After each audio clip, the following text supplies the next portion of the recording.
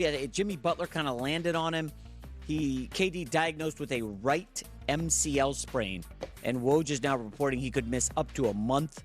Durant missed 6 weeks last January. Here's the injury, as you see it on the screen. There's some confidence he could be back in 4 weeks, but the way he went down slowly and just clutched at it. Ow. And now it's like, we got to ride Kyrie Irving. I don't understand the Ben people Simmons. buying into Brooklyn. They're a good team if they waltz into town and you're not prepared for their offense. But in the playoffs, you can marginalize that whole team. Get physical with KD, attack Kyrie Irving's awful defense, and force Ben Simmons to shoot free throws. They are so attackable. A Milwaukee or a Boston, a smart team, Philadelphia, is just going to go right at Ben Simmons. Foul him, get him to the line. Go right at Kyrie Irving. And again, Kevin Durant now is hurt every year for an extended period. There's teams, the old Phoenix Suns with Steve Nash were built for the regular season. But once you could break them down and see that they lack the ability on the interior to make stops, I think that was their big issue. They just didn't have the size. Then they became very beatable. So Boston's built for the playoffs. The Warriors are built for the playoffs. High IQ, great defense. Chemistry is outstanding. Milwaukee, if Joe Ingles is healthy, because Ingles and Giannis playing together in Middleton are very good. They're built for the playoffs. But you can the Lakers beat Milwaukee in Milwaukee this year. You can beat a Milwaukee if Ingles is out or Middleton's hurt. They become kind of one-dimensional. But they're like, you got to be built for the playoffs.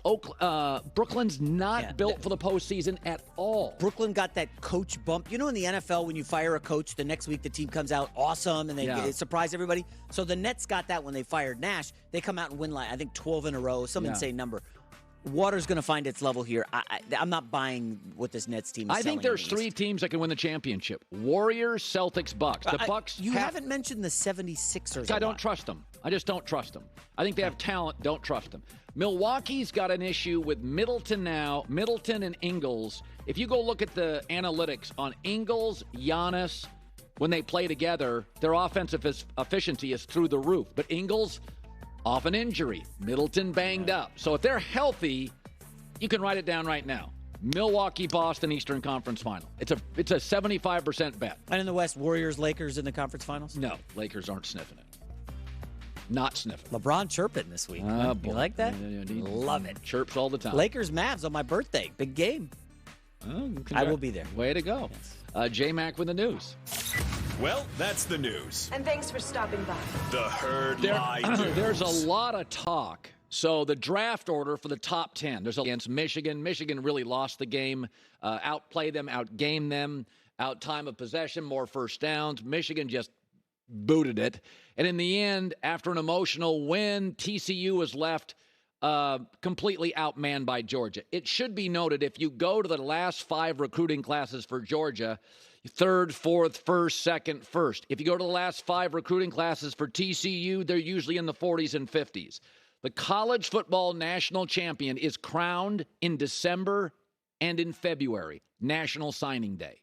The media loves Cincinnati getting in, pulling at your heartstrings, the underdog. They root for TCU or a Boise State or a Michigan State, the feel-good story. Recruiting is the gateway to national titles. That's why LSU, Alabama, Georgia, Ohio State, 3 best teams in the country right now that I've seen. Georgia, Bama. This is why I wanted Bama in. This is why I argued Bama in. Is this a beauty contest or we want the best teams? I want the best teams. I wanted Bama in. Everybody wanted TCU in. When Ohio State played Georgia, they matched up. Why? Because Ohio State's a recruiting power. Ohio State has 3 excellent offensive NFL linemen. They matched up with Georgia toe-to-toe. They've got first-round receivers, first-round corners, generally a great edge rusher. Ohio State can go toe-to-toe with Georgia, and if Georgia doesn't play well, and they didn't, they can beat them. If Harrison doesn't have that concussion, I think Ohio State beats Georgia. TCU had no chance. And everybody thinks the playoff is going to solve everything. No, it's not. It's going to make it worse. Football's a depth sport.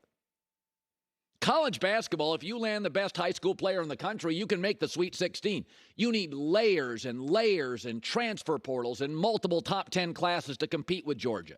Can you imagine a 12-team playoff where you get that spunky Cincinnati in, and let's say they do shock the world and beat LSU. Yeah, they got Bama next, Georgia next, Texas, Oklahoma, somebody else next.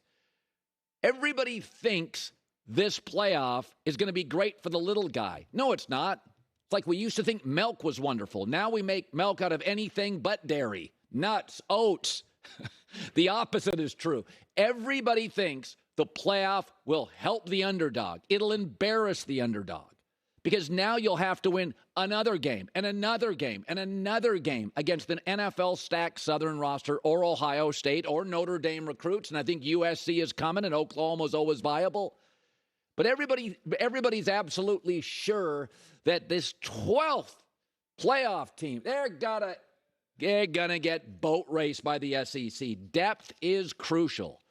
That's why you see it in the NFL. The margins are so thin. It's often the healthiest team that wins. The Chiefs lost another tackle, lost in the Super Bowl, got blown out.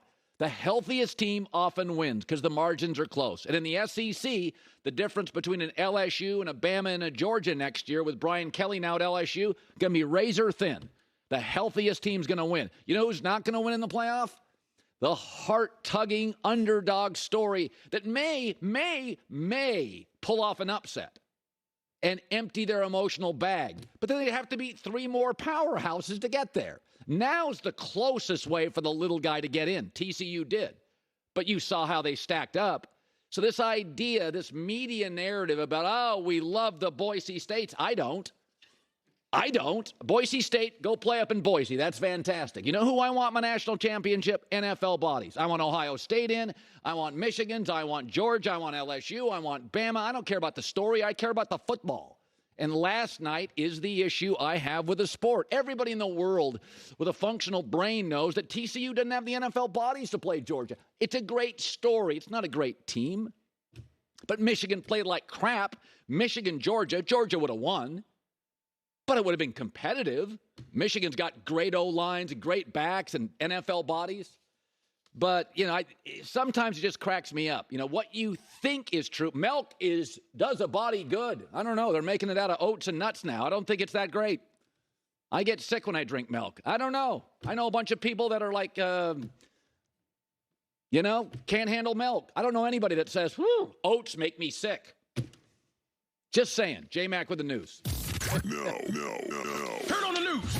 This is the Herd Line News. Firing on all cylinders. Oh, my God. What do you have against milk? Tell me you have milk in your cereal. All I know is when I drink milk, I'm sick. When I drink oats, I'm not. So are you a dry cereal guy? No, I'm an oat or almond guy. Oh, my gosh. Almond milk guy. Oof. A quick note on last night. Obviously, with a month to prepare, I think that game is different. Last night. If this were last week's game, TCU playing Georgia in the first round. Well, Georgia would still beat them. They would still win, but it's a lot closer with a month to prepare, fully healthy, and you can dial in a trick But in a playoff, you don't get a month. Well, the first round, you will. Okay, great. But then you have 5 more SEC teams to get through. Yes, you're not getting through the next couple rounds. But the first round, we could see some upsets. Yippee! Just like a 12 beats a 4. Yippee! Then it's gonna give you 6-7 blowouts like last night. I'm for the playoff because I want more college football. Yeah. It's just the stories that everybody tries you to buy into. Cincinnati's got no business being in a playoff. Well, remember, the transfer portal is closing the gap a little bit. Not a ton. It is. Because I look at the transfer portal, and it seems the best players are transferring to Alabama. That's what I see. I don't know. Notre Dame just got maybe the best quarterback on the market. Well, Notre Dame's a powerhouse. Okay. Notre Dame's a recruiting power. Keep an eye on Notre Dame for next year with Sam Hartman. All right. But don't make Notre Dame into TCU. Notre Dame's an elite recruiting power. Yeah. Ohio State is. Michigan's pretty good. So you're looking at the Boise level, the TCU level, Cincinnati. I like them. Sonny Dykes amazing. Don't put him in my national championship. I would agree. That was 8 minutes in, game was a blowout. Yeah. Well, no, it wasn't. At one point, wasn't it 10-7 or something? It was 10-7, yeah. And then 10 minutes? I think at 24-7, I switched to watching Shooter. Mark Wahlberg, have you seen that movie? No, heard of it. Very underrated. I started watching that for like the 17th time. Okay. All right, first up, Jalen Hurts returned to action Sunday, helped lead the Eagles to secure the number 1 seed. Hurts, the shoulder injury did not look good. He had missed 2 games. I thought he had maybe a chance to get back in the MVP. Just did not happen. Yeah. Here's Sirianni on Hurts and the injury. We didn't feel like there was more risk, but, I know he was hurting. He was hurting bad. And, but that's the kind of competitor that he is. That's the kind of the person that he is, and the kind of teammate and leader that he is. That he was able to go out there and stick and tough through it. I had some things I had to battle within myself. I knew I wanted to be available for my team. You know, it's really tough being out, let alone, you know, taking some losses when you're out. So I want to be available for my team. You know, I really feel like if you want something, you got to do what you got to do to go get it. Yep, there you go. How you feeling about the Eagles, Colin? I think the Eagles are going to win a lot of playoff games. I think the Giants